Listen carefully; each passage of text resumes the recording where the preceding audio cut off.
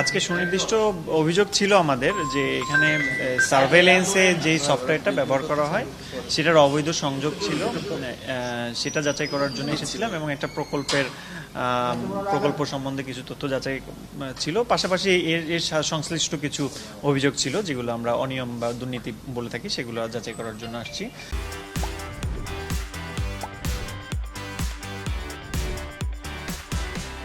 সেই যে রেকর্ডপত্র আমরা যতটুকু সম্ভব আজকে যাচাই করেছি, কিছু রেকর্ডপত্র চাহিদা দিয়েছি, সেগুলো আমরা পরবর্তীতে যাচাই করে দেখব। আপনারা কিছু কি পেয়েছেন যতটুকু যাচাই করছেন? জি, আজকে সার্ভেইলেন্সের এই যে সফটওয়্যারের বিষয়টা যেটা জানতে পারলাম সেটা হচ্ছে এর পূর্বে এই কানেকশনটা ছিল একটা ডেডিকেটেড কানেকশন, যেটা সার্ভেইলেন্স রুমের বাইরে ছিল, ডিরেক্টরি রুমে সেটা থাকার কথা ছিল না। পরবর্তীতে সেটার কন্টিনিউশন ছিল 2024 পর্যন্ত। তারপরে এটা কমিশনের নজরে আসার পরে এটাকে এখন বন্ধ করা হয়েছে। এটা সম্পূর্ণ কোনো ডেডিকেটেড লাইন আর এক্সট্রা বাইরে নেই, এটা সম্পূর্ণটাই এখন সার্ভেলেন্স রুমের মধ্যেই আছে। আচ্ছা, আমরা এটা জানি যে এইটা তো অনেক আগে থেকেই ছিল এবং সেটা হচ্ছে কমিশনও জানতো বিষয়টা। জি, আপনারা কি কমিশনের সাথে কথা বলেছেন? এগুলো তো এখন পূর্বের কমিশন, বর্তমান কমিশন তো এই বিষয়টা জানেন না, পূর্বের কমিশনের সাথে আমরা তো যোগাযোগ করতে পারিনি। এটা কি সম্ভব যে কমিশনের ছাড়া অনুমতি ছাড়া কেউ সার্ভেলেন্সের অফিসের ভিতরে ব্যবহার করবে? সার্ভেলেন্স এটা কমিশনের, আমাদের আরও কিছু রেকর্ডপত্র দেখা দরকার, তারপর এটা বলতে পারবো যে আসলে এখানে সংশ্লিষ্ট কারা ছিলেন, কেন এই সার্ভেলেন্সের এই সফটওয়্যারটা ডেডিকেটেড লাইনটা কেন বাইরে সার্ভেলেন্স রুমের বাইরে চলে গেছে, এটা একটু যাচাই করতে হবে। আপনারা কি কারোর সাথে কথা বলেছেন? আজকে তো আমরা কমিশনের সাথে কথা বললাম, চেয়ারম্যান স্যার সহ কিছু কর্মকর্তাদের সাথেও কথা বলেছি, সেই বিষয়গুলো যতটুকু জানতে পেরেছি। পাশাপাশি আমাদের একটা প্রকল্পের বিষয় আমরা দেখেছি, এটা হচ্ছে আরআইএস এই ইস্যু ছিল, এটা CMDP capital market development programme, সেটার আন্ডারেই ছিল একটা RIS software install, regulatory information system, যেটা ইনস্টল করার কথা ছিল, সেই সংক্রান্ত রেকর্ডপত্র যাচাই করেছি। সেটা এখানে আমরা যেটা দেখতে পেয়েছি যে এটা শুরু হয়েছিল 2018 সালে, শেষ হয় 2022 সালে, কিন্তু এখন পর্যন্ত এই সফটওয়্যারটা ইনস্টল করা হয়নি বা ব্যবহার করাও হচ্ছে না। কিন্তু অলরেডি এটার পিসিআরও হয়ে গেছে এবং এটা কোনো হ্যান্ড ওভার এখন পর্যন্ত হয়নি, পিসিআরটা সাবমিট করা হয়ে গেছে।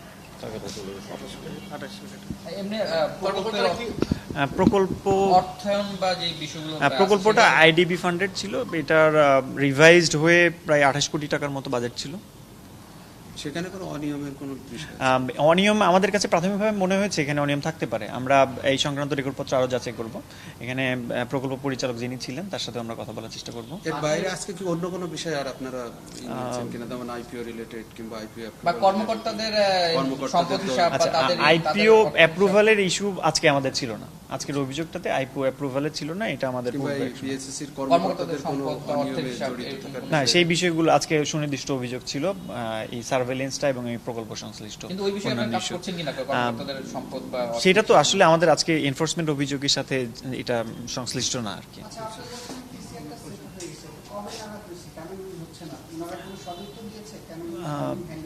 না, এইটার জন্য আমরা প্রকল্প পরিচালকের সাথে কথা বলবো এবং ওনার কাছ থেকে কোনো তথ্য আছে কিনা, ওনার দপ্তরে ছিল কিনা, সেই তথ্যগুলো আমরা সংগ্রহ করবো, সেটা বিশ্লেষণ করবো।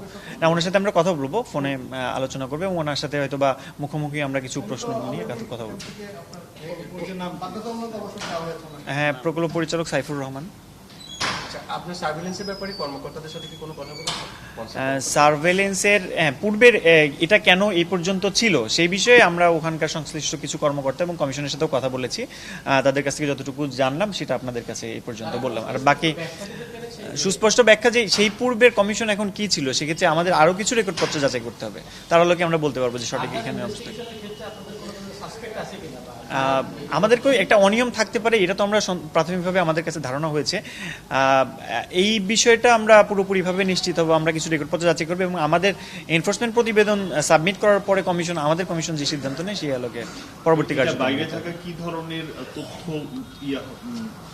আচ্ছা, এটা আসলে নিয়মটা হচ্ছে একটা সার্ভেলেন্স রুমের মধ্যে থাকবে, খুবই গোপনীয় একটা ইস্যু এখানে গোপন অনেক তথ্য, সেন্সিটিভ অনেক ইনফরমেশন, এটা ইনসাইড ইনফরমেশন যেটা বাইরে লিক হতে পারে, এবং এটা যদি হয় তাহলে মার্কেট ম্যানিপুলেশন হতে পারে, এবং আপনারা জানেন যে আমাদের শেয়ার বাজারের একটা অস্থিরতা তৈরি করার সুযোগ থাকতে পারে। তো সেটা যেন না হয় এই জন্য সবসময় এটাকে গোপনভাবে সার্ভেলেন্স রুমের মধ্যে খুবই হাইলি রেস্ট্রিক্টেড এরিয়াতে সেট আপ করা হয়। এটা কেন বাইরে ছিল এবং থাকাতে এই সংক্রান্ত কোনো অনিয়ম ঘটেছে কিনা এটা যাচাই সাপেক্ষ। বাইরে আমরা বলেছি একটা ওনাদের ডিরেক্টরের রুমে ছিল, এবং এই পর্যন্ত ছিল, এবং এই সংক্রান্ত বিষয়ে আমরা আরো সঠিকতা পাবো, যে আরো কিছু তথ্য, আরো কিছু রেকর্ডপত্র আমরা সংগ্রহ করে যাচাই করব। এটা আসলে বিগত কমিশনের সময় অনেক সময়গুলো ছিল, এখন সবগুলো নাম এখন আমি হয়তো বলতে পারছি না, আমাকে রেকর্ডপত্র দেখে আর একটু নিশ্চিত হতে হবে। জি, 24 সাল পর্যন্ত অনেকজন ছিল, এখানে একজন ব্যক্তি ছিল। আমার যতদূর জানি আমরা 13-14 সাল থেকে এটা ছিল, 13-14 থাকতে হ্যাঁ, 2012 সাল থেকে এটা তো প্রজেক্ট একটা প্রজেক্টটা হলো 18 থেকে 22 আর সার্ভিস সার্ভেলেন্স। জি, 12 সাল থেকে শুরু থেকেই ছিল। বারো থেকে ছিল। ঠিক আছে। ওকে, ঠিক আছে, thank you. ঠিক আছে।